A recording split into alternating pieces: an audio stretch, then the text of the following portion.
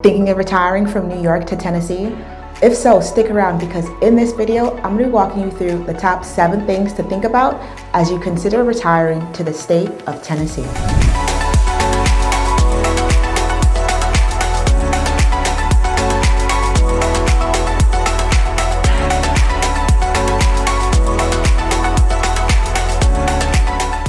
Hi there, my name is Chichi Aguoji, New York-based realtor with a focus on helping seniors and retirees sell their homes and find the best locations to retire. So the state of Tennessee is known for many things. It's known for its music, it's known for its barbecue, but it's also developing a reputation as a top destination for retirees. So in this video, I'm going to be walking you through the top 7 things to keep in mind as you consider retiring to the state of Tennessee. Number 1, low tax burden. This is actually probably one of the biggest draws to the state of Tennessee. If you retire to Tennessee, the state of Tennessee does not charge any personal income tax. And this is actually whether you're a retiree or you're not retired, they don't charge any tax on earned income at all. So as a retiree, this means that your Social Security income will not be taxed, your pension income will not be taxed, your 401k distributions or IRA distributions, these items will not be taxed. And that's actually just the icing on the cake. In fact, the cherry on top is that recently the state of Tennessee did away with any taxes that would be paid on dividend income or investment income. Now, there is a flip side to all of this talk about taxes because despite not charging any personal income tax, despite not charging any taxes on dividend income or investment income, the state of Tennessee does have one of the highest sales tax burdens in the country. That number hovers around 7%.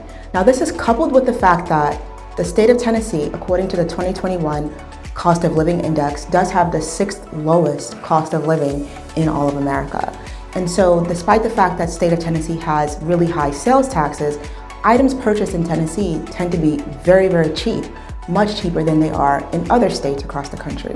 So even though if the sales tax is higher, the cost of the item is lower, which makes it almost a wash overall in terms of the total cost. All this to say that with the low tax burden, low cost of living, and even with the higher sales tax than average, your money is going to go much further in the state of Tennessee relative to other states in the nation. Number 2, nature lover's dream.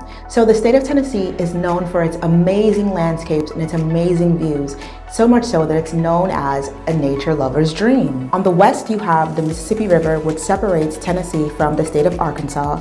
And then on the east, you have the Great Smoky Mountains, which separates the state of Tennessee from North Carolina. Over 28 lakes and rivers combined in Tennessee, and there's even an underground caved waterfall, which is pretty cool. However, one downside about living in the midst of a nature lover's dream, in the midst of all this nature, is that it could cause your allergies to flare up. In fact, the Asthma and Allergy Foundation found that 3 cities in the state of Tennessee were amongst the worst in all of the US when it comes to allergies.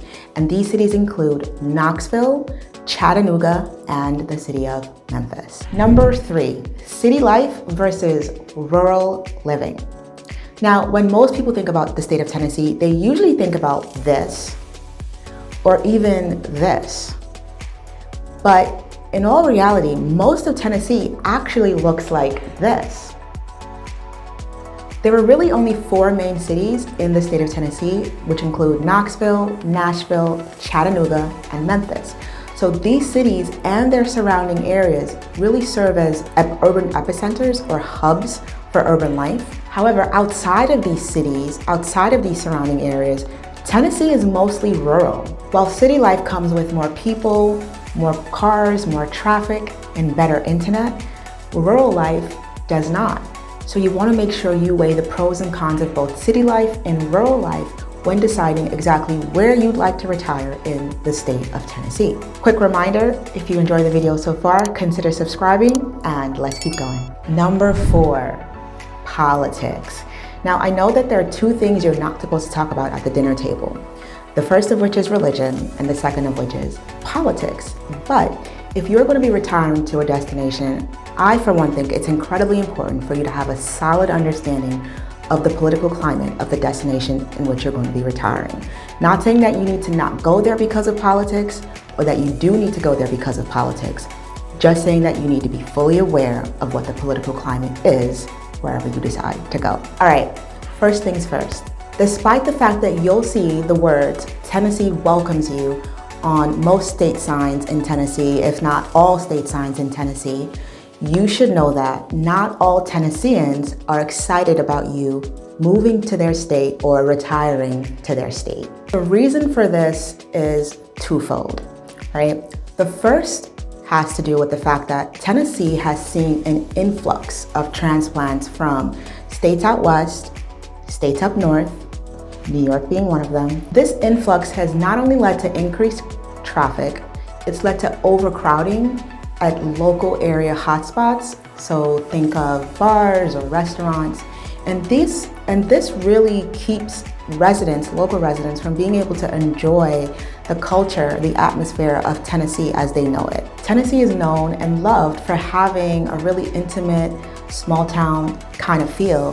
However, the more people move to Tennessee, the more retirees retire in Tennessee, the less it has that intimate feeling, and the more local residents begin to resent transplants and retirees. So there were two reasons, and this is under the section of politics. So the second reason has more to do with politics. See, one of the main reasons why most people tend to choose Tennessee as their destination state, as a state in which they want to retire to, is because of its low income tax burden, which I spoke about earlier in the video. People tend to retire from states with higher taxes to the state of Tennessee because Tennessee has lower taxes. Well, it just so happens that the states with the higher taxes also tend to have more democratic ideals. They tend to be on the bluer side when it comes to political leaning.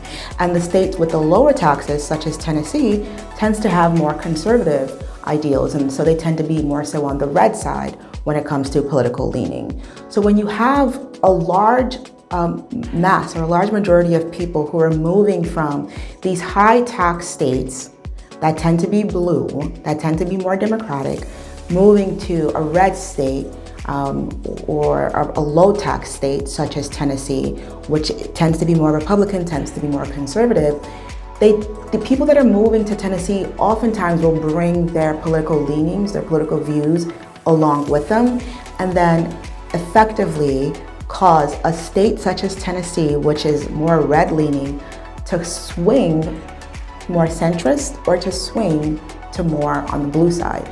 Local residents hate this. So they would be much more welcoming to any transplants or any retirees moving to the state of Tennessee if they left their political values or the political leanings behind, or sort of assimilated into the values of Tennesseans, because that really is what local residents feel makes Tennessee, local values. Number 5, real estate.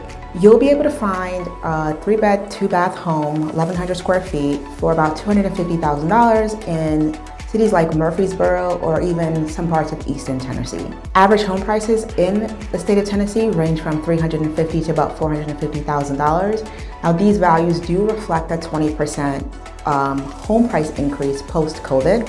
So given that rates are continuing to rise now, we should see a tempering of these home values. So you should see prices come down slightly if you're thinking of purchasing a home in Tennessee. Now, if on the other hand, you are looking to purchase a plot of land in order to build your own home, just note that depending on where you are and how close you are to a city center, 1 acre lot could go anywhere from $14,000 to about $20,000 in Tennessee. So Tennessee does allow you to purchase something called unrestricted land, which allows you a little bit more flexibility when it comes to zoning laws in the county in which you purchase it. Now, just so you know, just because you purchase unrestricted land doesn't mean that that land comes without any restrictions. So you just need to confirm with that local county what's restricted and what's not in that designation. Number 6, open carry gun laws. Now, as of 2021, the state of Tennessee did approve a law stating that any adult over the age of 21 is allowed to carry a gun either in a concealed fashion or openly in public. So seeing guns out in public might come as a shock to you, especially if you're from the state of New York. However, locals are required to go through extensive amount of training before being allowed to carry to gain these permits. Just rest assured that the culture around guns in the state of Tennessee is very different from the state of New York, or I would say the 5 boroughs, because it's not one around fear. Guns are not looked at as weapons in the state of Tennessee. They're looked at more as a tool. Number 7, traffic and overpopulation.